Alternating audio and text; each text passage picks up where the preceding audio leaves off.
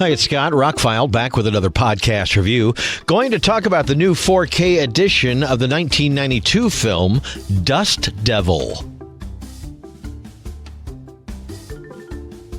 I'm kind of a Richard Stanley fan. I came to him. I saw Hardware back in the day, his first movie in 1990. And liked it. I was probably a little young to fully appreciate it. I watched it later and went, it's a pretty solid film.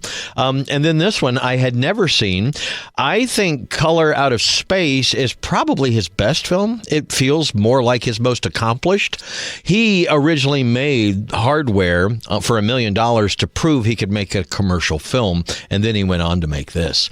He secured about 2.8 million pounds for Dust Devil, filmed it in the desert in Namibia back in 1990.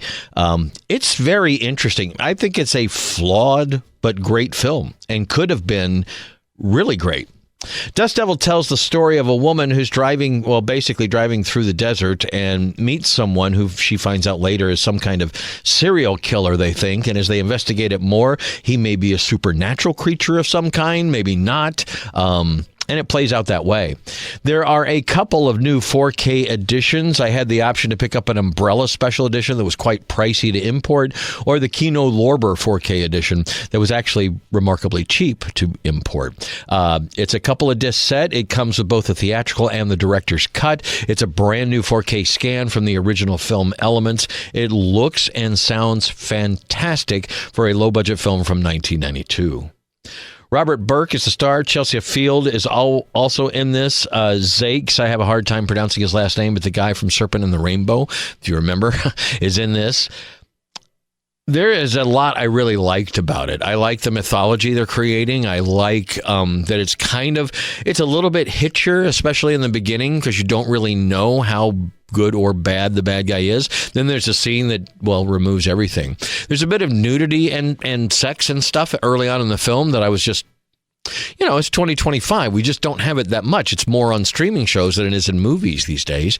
And it was just kind of like, oh. And then the scene has a twist to it, so to speak. And wow. And then it goes kind of a little bit off the deep end. But I think Richard Stanley has a story here, and he tells a great visual story. There's some incredible shots, considering it's a 2.8 million pound film. Some of the desert stuff, like a creature or a person walking out of shimmering desert kind of scenes, those kind of things. Long shots on highways, outdoor shots, that kind of thing. It all looks spectacular, like a much more expensive movie than you think. Chelsea Field, I think, is really great. She's got a pretty deep character to play. She's kind of just left a traumatic situation, and she's dealing with that in her head, and then she kind of is thrust into this. She attempts to commit suicide early on in the film, and then this person appears, so you don't know if that's the reason why. They suggest maybe later that he only comes for people who have given up hope, that kind of thing. Maybe he's supernatural. Maybe he's not. Maybe this is a serial killer. Maybe not. He's something or someone, but anyway, you can enjoy the film not knowing anything more than that. The opening scenes, there's some decent gore. There's a couple shocks. There's some blood. It does play out as a Richard Stanley film. It's interesting. He takes things kind of a little from left field. I was captivated kind of by the whole thing because I didn't know where it was going to go. The ending also surprised me. I didn't really think he'd go there, and how it ended was like, okay, this was a solid, well-rounded story of what it is. I don't want to give you spoilers because a lot of people haven't seen the film. And like I said, I've been aware of the film.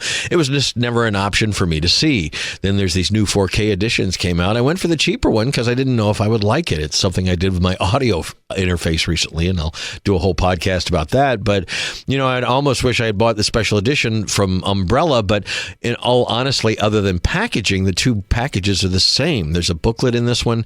All of the extras are duplicated on that Umbrella edition. I don't think the Umbrella edition has any extras on the discs that this one doesn't. This was all Region A, played fine. It's a Kino Lorber, so it's a really good transfer. It was lossless stereo, so it sounds really good for its time.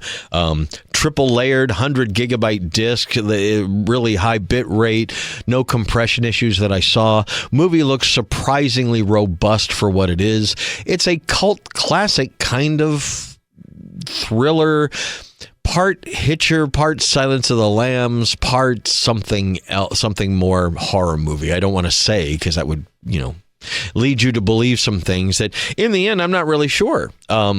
It definitely was something a little more on the supernatural side of things, but I had to do some research and get more into it. And now I want to watch it again with all the extras and the commentaries and all that kind of stuff. So it's a movie that does bear going back to, watching it a second time to get all of it. I don't think it's a perfect film. I think it has some pacing issues. I think we go few and far between. We spend some more time on some things that maybe weren't as important. But overall, he tells a concise story that gets from beginning to end and in an entertaining way. I think it could have been tightened up in a little couple places, but not a perfect film, kind of a really great film that's a little bit of a mess. It just didn't come together to be the classic I want it to be, but as a cult classic, sure, Dust Devil is worth your time at least once, and if you're a fan of such things, I would add it to the collection because it is something you'd revisit. Now it makes me want to revisit Hardware and Color Out of Space and everything else he's done, so maybe we'll get to that in ROCKFILE's podcast. But Dust Devil, movie I'd never seen, I came out giving it about a 3.5 out of 5. Kind of. It was definitely a 3 out of 5 and maybe pushed a little higher because of what he was trying to do with it. I enjoyed it. Wasn't my favorite movie of the year, not my favorite 4K of the year, but a really good one. And if you're a fan of the film, maybe go all out for the Umbrella set or this Kino Lorber set. I believe it's probably the same transfer. Approved by the director, brand new 4K from the original film elements. Looks and sounds great. The best it will probably ever look. Dust Devil, available now from Kino Lorber, Umbrella, and probably elsewhere. Scott, I'm ROCKFILE. More podcasts are on the way. Please like, share, and subscribe, and have a spectacular day.